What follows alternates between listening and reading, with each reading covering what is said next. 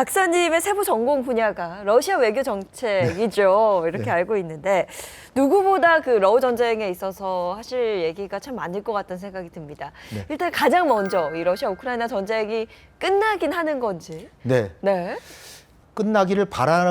결사적으로 끝나기를 바라는 사람은 유럽의 서유럽 지도자들은 끝나길 바라고 있을 거예요. 네. 왜냐하면 그들은 굉장히 지금 어렵거든요. 뭐 난민들이 막 밀려오죠. 에너지 가격 오르죠. 전쟁의 공포도 계속해서 그다음에 잔존하죠. 전비는 계속 예. 돼야죠. 국방비 많이 오르니까 복지 혜택 줄어들죠. 그러니까 서유럽 지도자들은 다 속으로는 빨리 끝났으면 좋겠다. 젤렌스키는 지금 실질을 회복하지 않으면 절대로 휴전하지 않겠다. 실질하는 게 지금 작년에 뺏긴 땅뿐 아니라 2014년에 크림반도 뺏겼는데 그것까지 뺏어야 된다라는데 네. 예. 거의 불가능해 보이고요. 푸틴 대통령은 속으로는 내부에서도 분란이 있고 그러니까 좀 끝내고 싶은 생각도 있지만 그렇다고 해서 지금 뺏은 땅을 내놓고 후퇴해서 평화협정을 맺으면 정권을 내놔야 될 형편. 예. 그러니까 휴전할 수가 없어요. 네. 더군다나 지금 미국은 트럼프 대통령이 계속해서 유럽의 국방비를 늘려야 된다. 왜냐하면 미국이 유럽 국방비의 거의 절반을 대주고 있었거든요.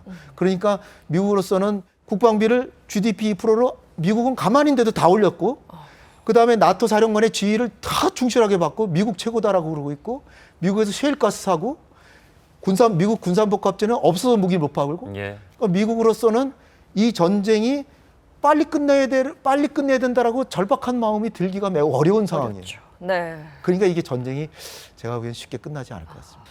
북한은 뭐 계속해서 이제 중국과의 관계를 이어가면서 러시아와도 끊임없이 교류를 하고 있고 전승절이라고 이제 보통 이제 본인들이 이제 부르는데 휴정이 됐습니다만 네. 러시아 뭐 관계자 앞에서 무기도 선보이고 이번에 뭐 북한이 소위 전승절이라고 하는데 러시아 다른 사람도 아니고 국방장관이 갔는데 그 무기 전시에 김정은이 직접 안내를 하면서 자기네 무인기 미국의 뭐 글로벌 호크라든지 뭐 이런 리퍼 뭐 이런 무인 공격기 이런 걸 보여주고 했는데 사실 뭐 속사정은 어떤지 모르는데 예. 겉모양은 비슷하더라고요.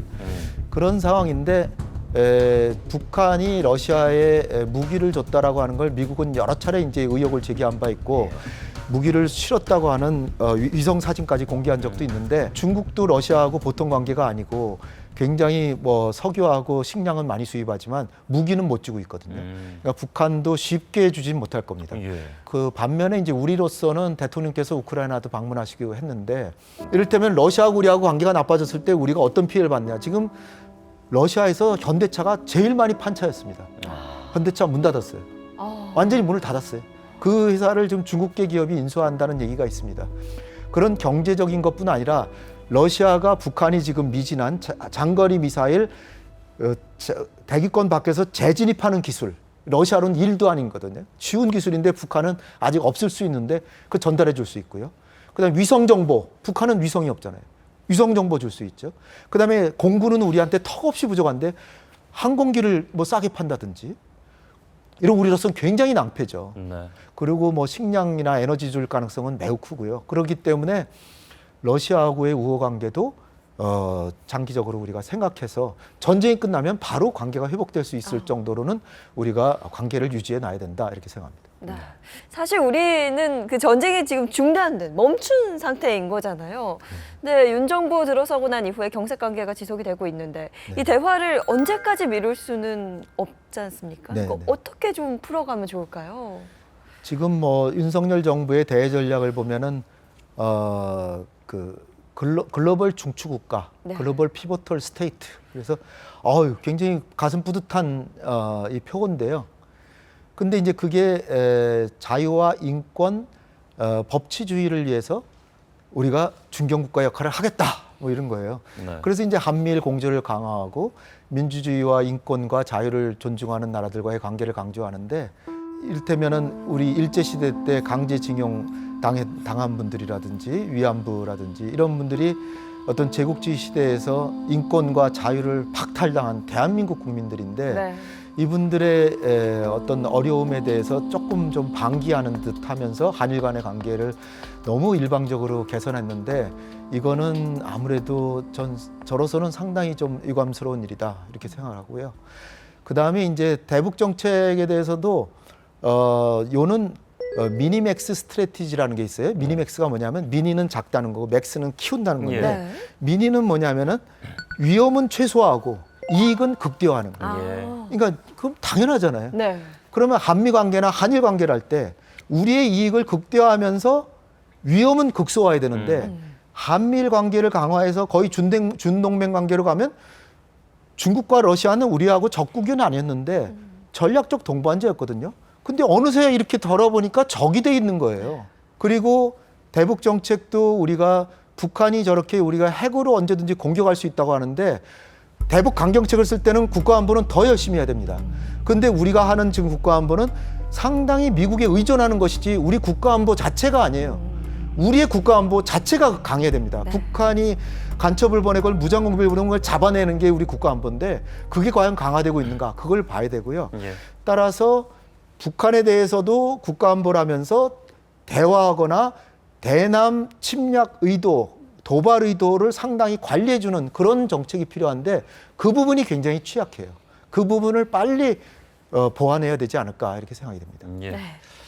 윤석열 정부가 아직 임기가 많이 남아 있습니다. 여하튼 현재 이제 노선은 명확하게 이제 정해놓고 가는 것 같은데 한미일 동맹은 계속해서 이제 강화될 것으로 보입니다. 마지막으로 조언이 좀 필요할 것도 같은데. 네. 보시죠. 제가 꼭 말씀드리고 싶은 거는 미국도 클린턴 대통령 때 그렇게 초강대국 그 당시에는 제국이라는 용어를 썼어요. 엠파이어라는 로마 제국처럼. 예. 그래서 아들 부시가 물려받았는데 아들 부시가 테러를 당하더니 9.11 테러 당하더니 일방적인 이념에 기반한 일방적인 정책을 썼어요. 근데 그것이 지금 윤석열 정부의 정책을 연상시켜요. 왜냐하면 자유, 민주, 인권, 법치 이런 이념에 있어서 우리가 중요한 역할을 하겠다. 이념지향적이거든요. 그리고 다른 나라들은 저기들은 그 인권 탄압하고 저 권위주의적이고 저런 나라 뭐 사이좋게 안 지내 이런 식의 얘기가 아들 부시랑 비슷한데 그 제국의 반열을 올랐던 미국조차 부시가 재선을 하면서 8년 동안 하고 나서 뉴욕발 세계 금융위기에 산실이 돼버렸어요.